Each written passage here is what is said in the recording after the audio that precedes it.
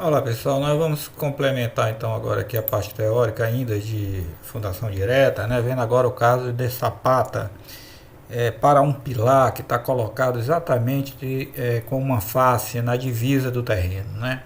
Então isso às vezes pode acontecer durante a obra, né?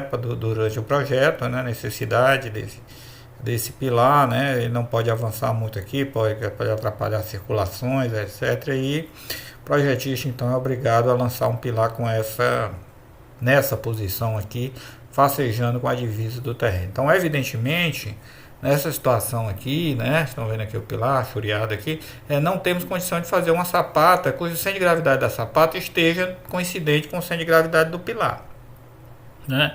Nós estamos diante aqui do caso de uma sapata excêntrica, né, como se tivesse um momento, mas gerado pela própria excentricidade do pilar, né? Então, a excentricidade é justamente a distância que vai do centro de gravidade do pilar até o centro da nossa nova sapata. A sapata que a gente vai fazer também não é aquela sapata tradicional tronco piramidal, né?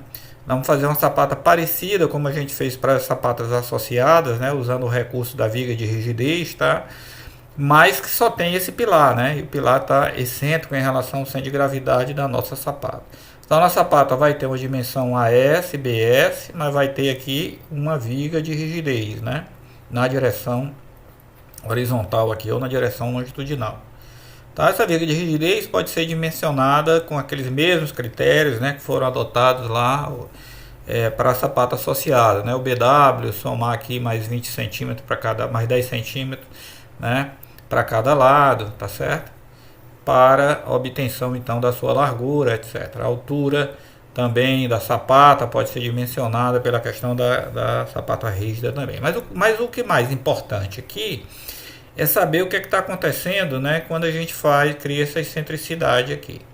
Então, do ponto de vista de elevação, a gente tem então a carga passando aqui pelo centro de gravidade do pilar, né? E vai gerar, pessoal, aquela situação de carga excêntrica, um diagrama triangular, né, de pressão no solo.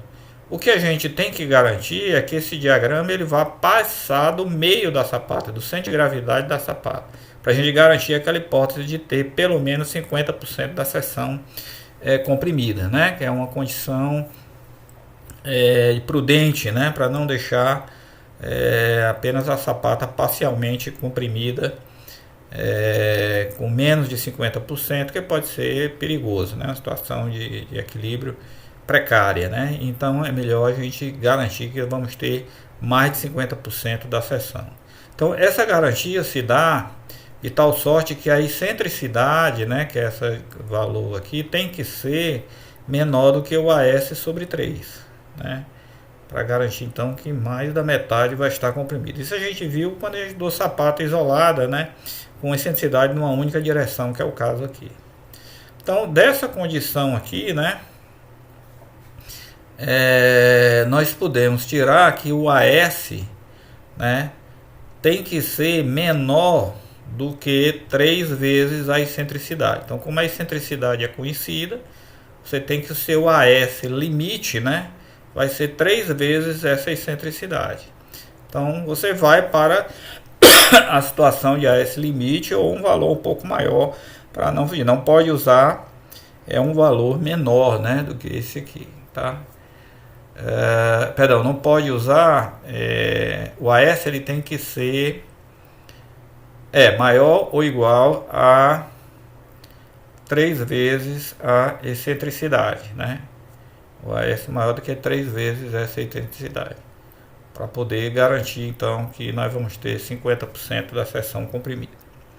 Bom, uma vez garantido isso, né, a gente vai calcular até onde vai a profundidade aqui do nosso diagrama, que é o X, né? Então ele vale 3AS sobre 2 menos 3E. Também vimos essa expressão aqui lá no cálculo da sapata associada, né? Vamos lá, o cálculo da sapata associada. Perdão, da sapata com flexão numa única direção, tá? Então, uma vez fixado o AS, né, e a excentricidade já é conhecida, a gente tem essa posição aqui do diagrama. Bom, depois a altura da sapata seria o BS menos o BW sobre 3, mas falta saber quem é o BW, né? Opa, perdão, falta saber quem é o BS, tá? Então, o BS a gente encontra pela condição de que a tensão máxima, né, que é essa aqui, na borda aqui, junta aqui a divisa, né, seja menor do que a tensão admissível, tá?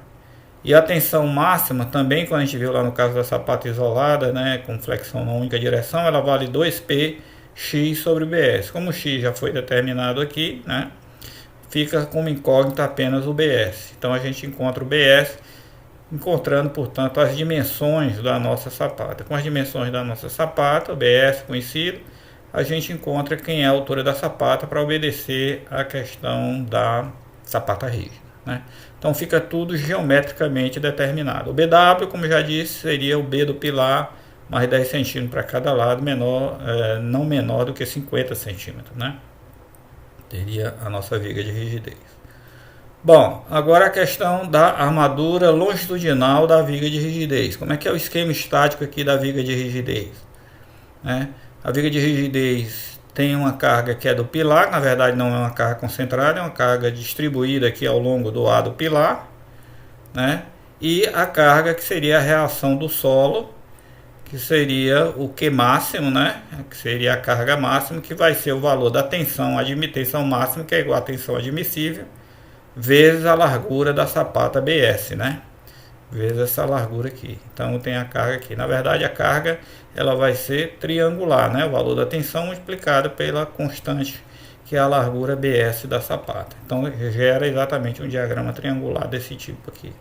Então nós temos um diagrama triangular de baixo para cima, né? Que é esse aqui, que é máximo até x, e o da carga do pilar, que a gente também divide a carga pela dimensão longitudinal do pilar.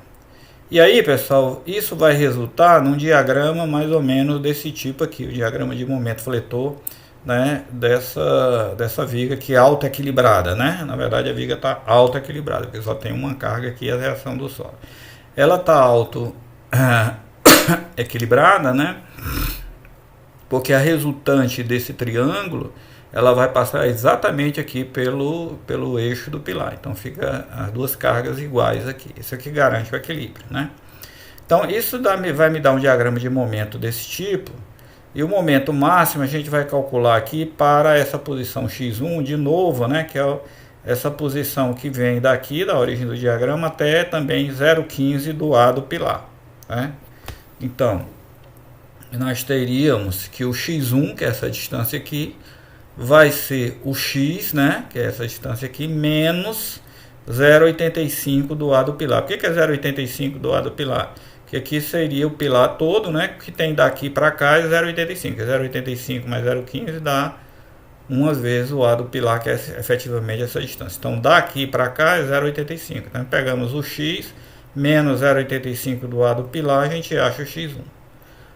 Aqui na hora de calcular a carga, né, nós vamos ter que achar quem é esse Q1 aqui, que é a carga que está passante aqui. Então a gente usa o Q máximo, é o sigma máximo vezes o BS. Então como isso aqui é uma reta, então essa reta vai ter que inclinação, que é o Q máximo, que está dado aqui, dividido pelo x, né? E para achar o Q1 é só pegar a inclinação vezes o x1, então encontramos o Q1. Quanto que vale o momento, então, agora aqui aplicado, né, nessa seção? O momento seria Q1 vezes x1 sobre 2, né, que é a área desse triângulozinho aqui. E onde está passando o centro de gravidade aqui? A 1/3, né, do x1. Então, é x1 sobre 3. Então, isso fica Q1 x1 ao quadrado sobre 6. Dá o momento longitudinal, né, que é o momento que vai fletir a nossa viga de rigidez. Então a nossa viga de rigidez vai ser armada, né, para esse momento, né, uma armadura longitudinal da nossa viga de rigidez. Não existe momento negativo aí. Falta só colocar porta-estribo, né? Poderia calcular também o esforço cortante. Quando a gente fazer um exercício, a gente vê esse cortante que fica nessa viga aqui, que seria, pode ser o valor máximo aqui, né, nessa borda aqui, ou a área desse trapézio, desse triângulozinho aqui, né, que seria o Q1x1 sobre 2, cortante, né? Para dimensionar o estribo então da viga de rigidez. Falta só dimensionar agora a nossa sapata, né, inferior, que a figurinha vai ficar essa aqui, já dimensionamos a viga de rigidez. Então a armadura transversal da sapata é calculado para essa seção aqui a 0,15, né, também do BW. Então a gente calcula o X, que é BS menos BW sobre 2, né, mais 0,15 do BW, essa seção aqui. E o momento ML seria o sigma S, que na verdade é variável, mas a gente, por segurança, podemos tomar igual a tensão admissível, né?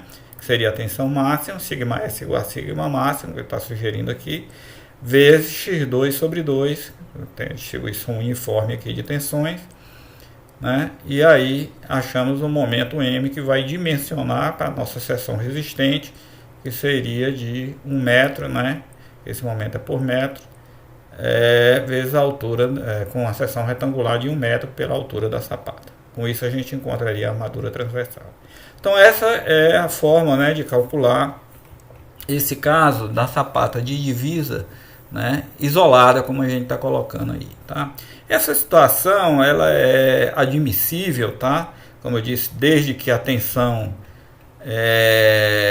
avance, né, para mais da metade da seção, né? Preciso garantir que o AS seja menor do que o 3E, do que 3 vezes essa extensividade. Essa relação às vezes exige da gente um BS muito grande, né? Porque o AS vai ser pequeno, tá? Ele tem que ser, né, menor ou igual a 3 vezes essa excentricidade. E aí fica com um BS muito grande, né? Então essa é uma das situações que não se deve deixar, né, uma sapata com muita uma direção, uma dimensão muito maior numa direção do que a outra, né? Uma direção muito retangular não é interessante, tá? Você vai exigir uma sapata muito alta, né, para poder dar rigidez suficiente para isso, tá? Não é interessante. Um outro inconveniente dessa fundação, né, é que ela concentra muitas tensões aqui nessa borda aqui, né? E vamos que o vizinho venha fazer alguma obra aqui, né, ou tem algum problema de erosão no terreno do vizinho aqui que você não está percebendo, né? Isso pode descalçar essa sapata, criando um problema grave aqui para o seu pilar, né? Então essa fundação ela é admitida, né, mas do ponto de vista, vamos dizer assim, de cálculo, mas ela é uma fundação que nos deixa sempre a gente preocupado, né, em função dessa concentração de tensões que existe na borda aqui de um terreno que você não tem controle, vamos dizer assim, teoricamente, sobre o que vai ser feito aqui lateralmente, né? Bom, a outra alternativa que a gente tem é essa solução bastante conhecida também utilizada, que é a solução com viga de equilíbrio, né? Então é muito simples, né? A ideia é que a gente coloque agora uma viga, né, em que teoricamente vai funcionar assim, né? Eu tenho uma carga aqui, está excêntrica, então essa viga vai ficar uma viga com um apoio no centro de gravidade da sapata nova, né? E apoiada agora, para fazer a viga de equilíbrio, eu vou precisar ter no mesmo alinhamento aqui que está a carga, né? Eu vou precisar ter uma outra sapata, né, próxima, para poder ligar a viga de equilíbrio. Então a viga de equilíbrio vai ligar dois pilares, né, e a fundação que está com a carga excêntrica, né, que está justamente aqui na divisa do terreno. Então essa viga de equilíbrio vai ter o papel de, você vai imaginar que a carga está de fato entrando na viga, né, e a viga tem um apoio no centro de gravidade, né, da nova sapata. É essa a sua condição. Então primeira coisa que você faz é resolver a sua viga de equilíbrio, né? Então você resolve a viga de equilíbrio, que nada mais é do que uma viga com uma carga na ponta do balanço aqui, né, com aquela excentricidade que você vai adotar para a sua sapata, né? E você acha que é a reação R1, que seria a reação agora, que você vai imaginar que essa sapata agora aqui, ela vai ficar com a sapata com a carga centrada, mas não igual a P, mas uma carga R1, que é a reação de apoio. Quem é o R1? Então, da resolução dessa viga isostática aqui, a gente vê que o R1 vai ser P mais P vezes E sobre L, né? Essa é a reação de apoio aqui. Agora, do outro lado, o que é que vai acontecer, né? Vamos ter uma reação negativa, né? Essa viga vai querer levantar esse pilar. É claro que no cálculo dessa fundação aqui, que é a fundação que está ajudando a outra, né? Ninguém vai considerar, né, por segurança, que está tendo esse levantamento, porque esse levantamento pode acontecer ou não, porque essa carga, inclusive, ela é variável. Então, quer dizer, pode ser soma, né, de carga permanente com sobrecarga, então ela não tem esse valor total sempre, né? Então, por segurança, não se considera esse alívio de carga nessa outra fundação que está ajudando essa outra aqui. Então, calcula essa fundação aqui como se ela não tivesse a interferência, né, dessa viga de equilíbrio. Ok? Bom, então com isso o que é que a gente faz? A gente agora tem que criar uma sapata de tal sorte que o R1 dividido pelo AS e o BS, né, que seriam essas novas dimensões aqui, seja menor ou igual à tensão admissível, né? Então, você dando uma excentricidade, né, aqui em relação aqui ao seu pilar, né, para o novo centro de gravidade, você já fixou quem é o AS, que eu tenho a distância desse centro de gravidade aqui para a face, tem que jogar para o outro lado, que aqui vai ter que passar exatamente no meio do AS, né? Então você pode dar excentricidades maiores para ter um maior AS, né, e equilibrar aqui o BS, mas na hora que você está dando mais excentricidade, você vai criar mais momento também para a sua viga de equilíbrio. Então é um jogo aqui, né, que você tem que fazer. Para cada posição de excentricidade que você escolhe, você automaticamente define um AS e vai calcular quem é o BS para que tenha essa tensão admissível. E aí você estuda, né, para que eu não tenha também aquele problema do BS ser muito, 2, 3 vezes maior do que o AS, né, criando uma sapata com muita retangularidade que não é de forma nenhuma aconselhável. Tá certo? Agora aqui você tem mais liberdade, né? Com essa solução da viga de equilíbrio, você tem mais liberdade para o E, coisa que você não tinha aqui nesse caso, né? No caso de sem usar a viga de rigidez, né? Sem usar a viga de equilíbrio, melhor dizendo. Porque aqui você está limitado, né? Que o seu AS, né, tem que ser menor ou igual a 3 vezes a excentricidade para garantir que eu tenho mais de 50% da seção comprimida. Não é isso? Então essa é uma condição. Então a viga de equilíbrio lhe liberta, né, dessa condição aí. Tá certo? Com isso você pode melhorar as condições de AS e BS. Bom, então, uma vez atendida essa condição aqui, você vai fazer o dimensionamento, né? Dimensionamento da viga de equilíbrio, volta para ela lá, você tem aqui o carregamento, você vai ter um diagrama de momento fletor com essas características e um diagrama de esforço cortante também com essa característica. Então, o momento mínimo, que é esse aqui, vai ser o P vezes a excentricidade e o cortante mínimo é o próprio P, que seria suficiente para você armar essa viga, né? Ok? Então, esse é o carregamento clássico, né, da viga de equilíbrio. E você pode fazer o dimensionamento, pode ir escalonando a armadura que você quiser, porque o diagrama de momento vai diminuindo, né? Ok? Assim como o cortante também, né? Eu tenho um cortante muito elevado aqui, depois que ele diminui também a partir da metade da sapata. E finalmente vem o dimensionamento transversal da sapata, que é a mesma coisa, que de novo aqui essa viga de rigidez ela acaba funcionando também, essa viga de equilíbrio, como uma viga de rigidez para a sapata, né? Como a gente está vendo aqui.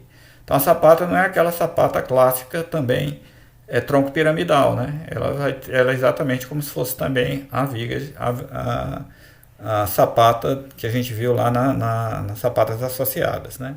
Então o dimensionamento é o mesmo, né? Pega-se a tensão S, que é igual a tensão admissível, calcula o momento nessa seção de referência aqui, que é, de novo, essa distância, né, que é o BS menos BW sobre 2, mais 0,15 de BW. E aí acha o momento transversal, e de novo a seção resistente, a seção de 1 metro, com altura igual à altura da sapata. Tá certo? Então é isso, tá? Então a parte teórica é essa, mostramos então duas alternativas, né?